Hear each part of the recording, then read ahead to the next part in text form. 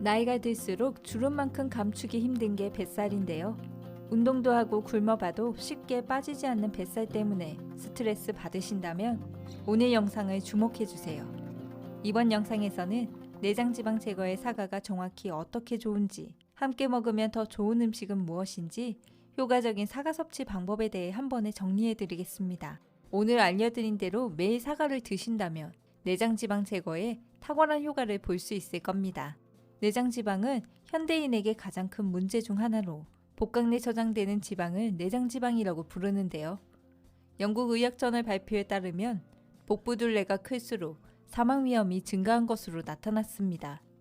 한 연구에서는 내장지방이 늘어날수록 심장, 당뇨 같은 대사질환 합병증 발병률이 4배 이상 높아진다고 하는데요.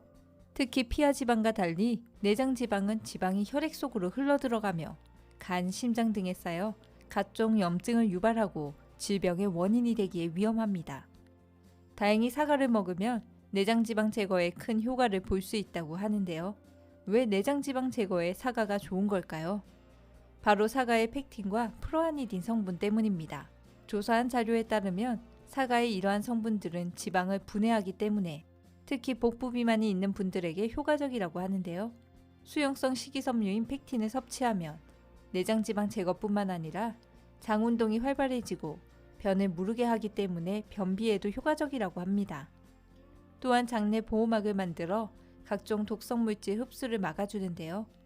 다양한 효능을 지닌 펙틴은 특히 사과의 껍질에 많이 함유되어 있으니 사과는 껍질째 드시길 권장합니다. 이외에도 사과의 프로아니딘 성분은 내장지방이 몸속에 저장되지 않고 배출하는 역할을 하기 때문에 사과를 먹으면 내장지방 제거에 큰 효과를 볼 수 있을 겁니다. 하지만 사과는 먹는 방법에 따라 그 효과가 달라지는데요. 징그럽게 안 빠지는 내장지방을 빼려면 사과를 어떻게 먹어야 할까요?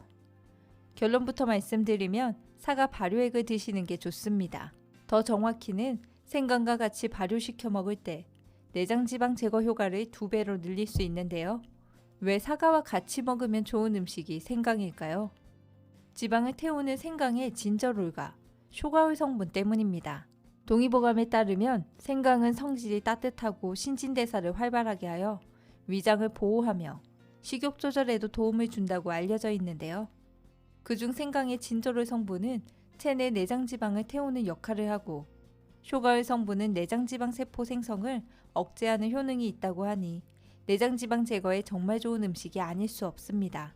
따라서 늘어난 뱃살 때문에 스트레스를 받으신다면 사과를 꼭 생강과 같이 드셔보시길 추천합니다. 그렇다면 가장 좋은 섭취 방법은 뭘까요? 바로 발효액으로 만들어 드시는 건데요. 사과 발효액을 만들어 섭취하게 되면 효능도 높이고 사과 맛과 생강향이 어우러져 큰 어려움 없이 드실 수 있을 겁니다. 그럼 내장지방 제거의 특효인 사과 발효액을 만드는 간단한 방법을 소개해 드리겠습니다. 먼저 사과 600g과 생강 400g을 식초물에 10분 정도 담근 뒤 물기를 제거해 줍니다. 이때 물기를 잘 말리지 않으면 곰팡이가 생길 수 있으니 주의가 필요한데요. 이제 말린 사과와 생강은 얇게 썰어주면 되는데요. 사과 씨의 독성이 생길 수 있기 때문에 씨는 반드시 제거해 주셔야 합니다. 얇게 썬 사과와 생강은 설탕 500g과 함께 섞어줍니다. 물론 준비한 사과에 수분이 너무 많은 것 같다면 설탕을 사과보다 10% 더 준비해 주셔도 됩니다. 여기까지 되셨다면 준비한 용기에 설탕을 먼저 얇게 깔아주고 이후 버무린 사과와 생강을 넣어주면 되는데요. 이때 메뉴에는 굵은 소금을 5g 정도 넣어주는 게 좋습니다. 미네랄이 풍부한 소금을 넣으면 공기가 통하는 걸 막아주기 때문에 산패하지 않고 발효가 잘 됩니다. 이후 용기를 밀봉하고 10도에서 24도 사이 상온에서 숙성하면 되는데요. 중요한 건 이때 하루 한두 번 설탕이 잘 녹도록 저어주는 겁니다. 이제 숙성 기간도 궁금하시죠? 보통 3개월 정도 필요한데요. 숙성 이후 건더기는 채로 걸러내고 나머지 발효액은 서늘한 곳에 두거나 냉장 보관하시면 됩니다.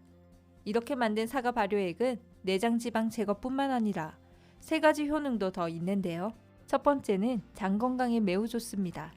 이는 사과 발효액 속에 펙틴과 탄닌 성분이 풍부하게 들어있어 장 운동을 촉진하고 항염증에도 도움이 됩니다. 이로 인해 변비 해소와 장내 염증 제거에도 효과적이죠. 사과 발효액을 꾸준히 드신다면 중년 대장 건강에 매우 효과적일 겁니다.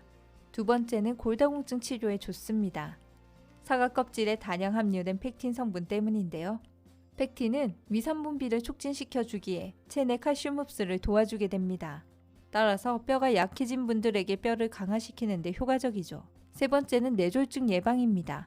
사과 속에는 페놀산 성분이 풍부한데요. 이 성분은 체내 불안정한 유해산소인 활성산소를 분해하고 배출하는 역할을 합니다.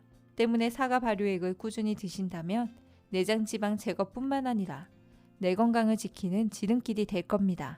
오늘 알려드린 방법으로 사과 발효액을 꾸준히 드셔서 내장 지방 빼는 데 큰 효과를 보시길 바랍니다.